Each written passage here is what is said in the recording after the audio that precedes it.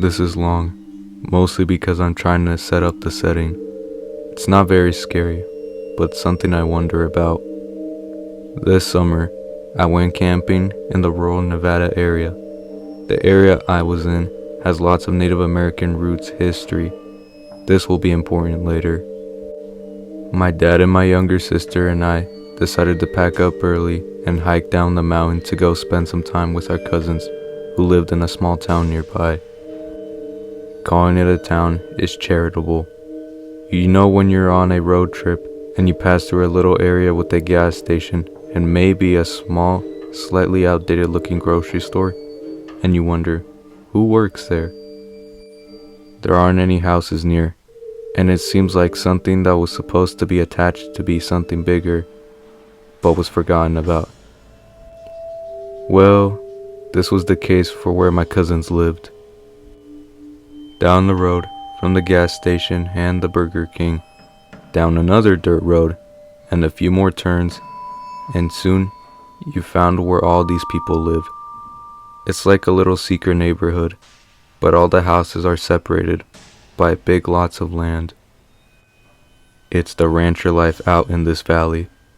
Everybody is related in some way, either by blood or marriage, or an almost too close friendship. It's just a quiet corner of the world that unless you know someone who lives there, you'll never even know it exists. Anyways, my cousins recently moved here into a lavish wood cabin. We stayed for 2 nights, and on the last night, something I think about often occurred. My cousins and my younger sister and I had all finished playing a late night game of cards. It was dark out, and mostly everyone else was in their rooms, sleeping. The only light that was on was the kitchen light, and moths swarmed the kitchen window and back door to try to access the light. We were all tired, so after we finished the game, we cleaned up, and I offered to take the cards out to the back porch. Since my cousins had just moved there, they hadn't unpacked everything, so they left their game boxes out on the back porch. I took the deck and stepped out of the sliding door, all on my own in the quiet nighttime. I bent down to try to rearrange the stack of games so I could make it nicer than I found it. My back was turned towards the thick brush and trees. Bugs were swarming around me and the dingy porch light. Strangely enough, I heard what I can only describe as a faint whistling. At first, I thought it was my dad, because the whistle was the exact same as the whistle my dad uses to let us know it's time to leave, for example. If we were at a dinner party, once it was time for our family to leave, my dad would do this signature whistle, and my siblings and I knew it was time to gather and leave. It's one of those things in life you never really acknowledge, something small that feels like you're the only one who notices it. Something mundane and unspoken, yet comforting. I whipped my head to the window beside me, but I saw nothing. My dad was asleep somewhere. I was sure of it. The whistling repeated 3 to 5 more times. I was less scared than I was confused. Still hunched over the box of games, I turned my head to the forest just for a moment, and despite my curiosity, I knew that it was time to leave. I walked inside and went to sleep. I didn't mention it to my cousins since I didn't want to scare them, and I still haven't said much about it, even after we left the area. Whatever, or whoever was whistling, so faintly that only someone who has heard that whistle before would recognize it, knew something so personal to me. I don't really believe in supernatural or much folklore, but I often wonder why I heard that whistling that night, and who was the one whistling. A part of me believes that something along the lines of a skinwalker. That area, as I mentioned before, is land in which there are native reservations, and a lot of native history and roots. I respect the folklore, and in fact, I'm super interested in it. I love anything from slightly unnerving stories to downright horror tales, so I'm fairly well versed when it comes to skinwalkers, and a small part of me believes that the knowledge I have helped me to not call out or interact with the whistling in the woods. It is strange to me that a noise I've only ever heard from one person whom I love dearly and am very familiar with came from something that I will never know.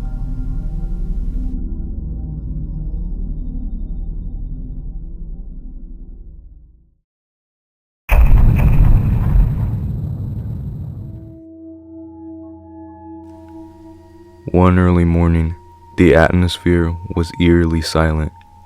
My house, usually filled with the noise of passing vehicles, was unnaturally quiet. I woke up from my sleep. The room was dim, the only light coming from the faint glow outside. I looked around and saw my mother sleeping beside me. Then, I saw her, a sad, ghostly figure in the corner of the room. Why was she sitting there? Who was she? Was I still dreaming? I rubbed my eyes, hoping she would vanish. But she remained, her head bowed, sitting at the table in the corner. Her straight hair hung down, obscuring her face. I didn't recognize her. She wore a black dress, her presence chilling. Who was she? A little girl, beautiful yet terrifying in the dim light. A cold shiver ran down my spine, my body still weak from a recent fever. Was I hallucinating? I tried to wake my mother, but she didn't respond. "Mom, who is sitting at the table?" I asked. No answer. Panic set in as I realized that only my mother and I were in the house. Fear gripped me, paralyzing me. I pulled the blanket over my head, praying the girl would disappear, praying that this was just a nightmare. I peeked out, trembling. She was still there, head down, hair flowing, and dressed in black. She hadn't disappeared. She was still there. I hid, praying desperately, hoping she wouldn't see me. My prayers were disjointed and frantic. "God, please make her go away," I begged silently. Time seemed to stretch endlessly as I lay there, terrified. The call to prayer finally broke the silence. Thank God, dawn had come. Slowly, I peeked out again, praying she was gone. And she was, vanished, as if she had never been there. Even as I grew older, that girl remained vivid in my memory. I wanted to erase her sadness, but I knew she wasn't from this world. Sometimes, I still feel her presence, watching over me from the shadows.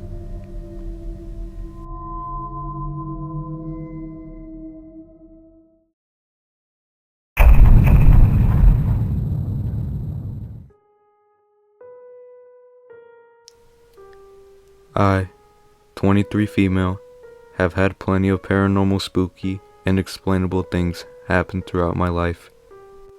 It all started when I was around the age of 2 to 4. My mom recently told me that we had lived in a haunted house when I was younger. She always got the heebie-jeebies, and she is very spiritually inclined. I used to tell her about the tall man in my room that wore an old top hat. We moved out of that house pretty quick. After that, I can't remember much of anything else during the time we lived in that state. But fast forward to when I was 13 and we moved to a new state.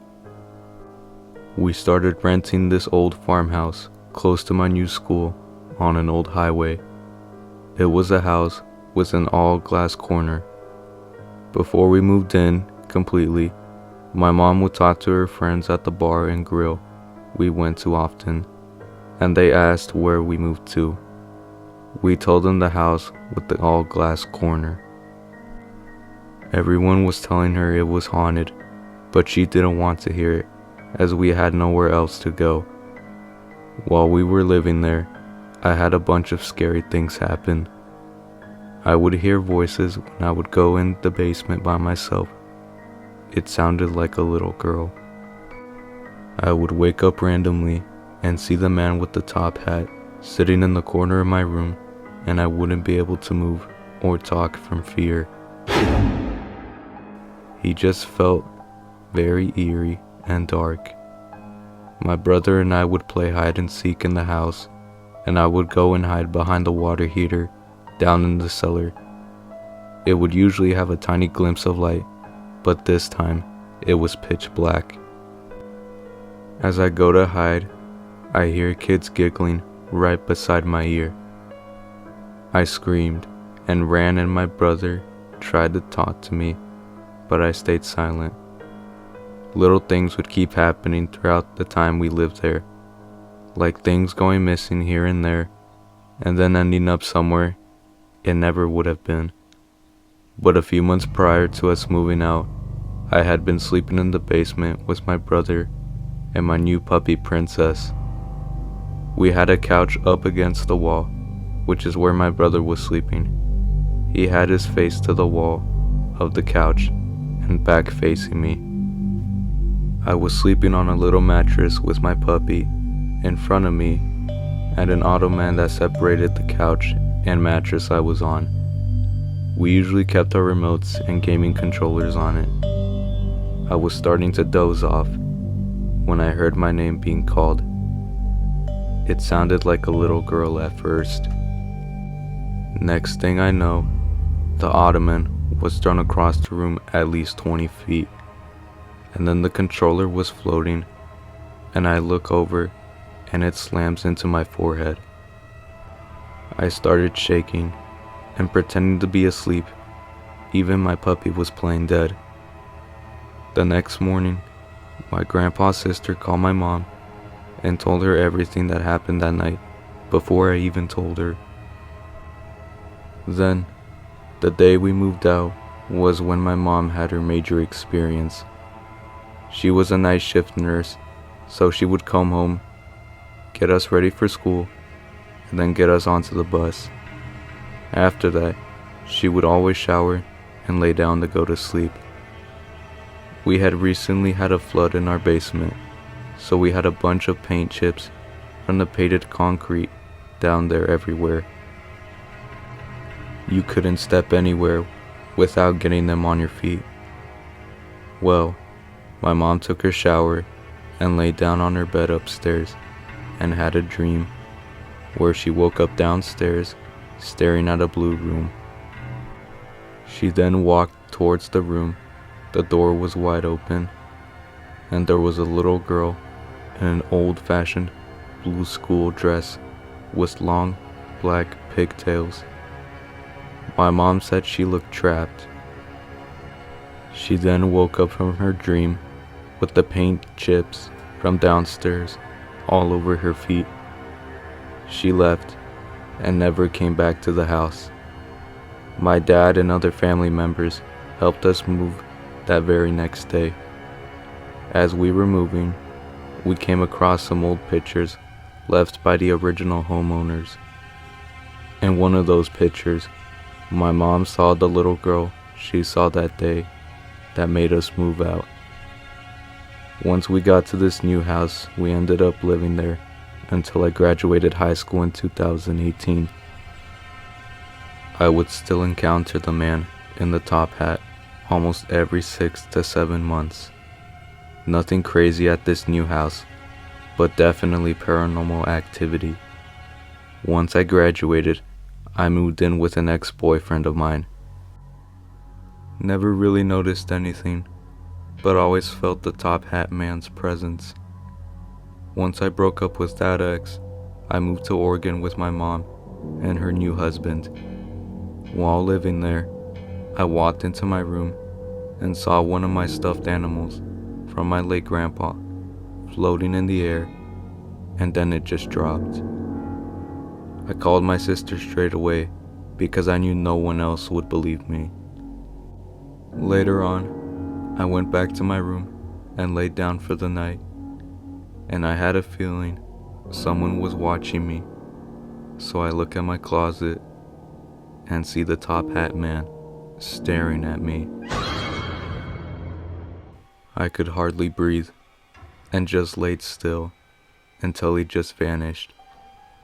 I eventually fell asleep, but woke up the next morning with scratch marks surrounded by bruising on my neck.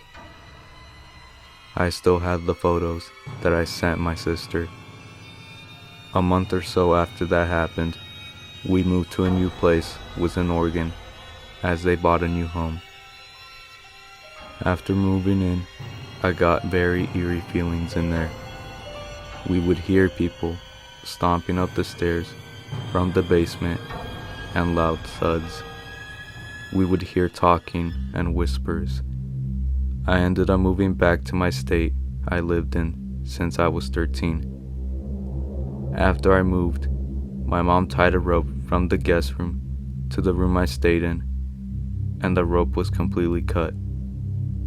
I now live in a house with my brother and his wife, and weird shit keeps happening here too. I have a 10-month-old daughter now, and I'm worried it's going to start messing with her too.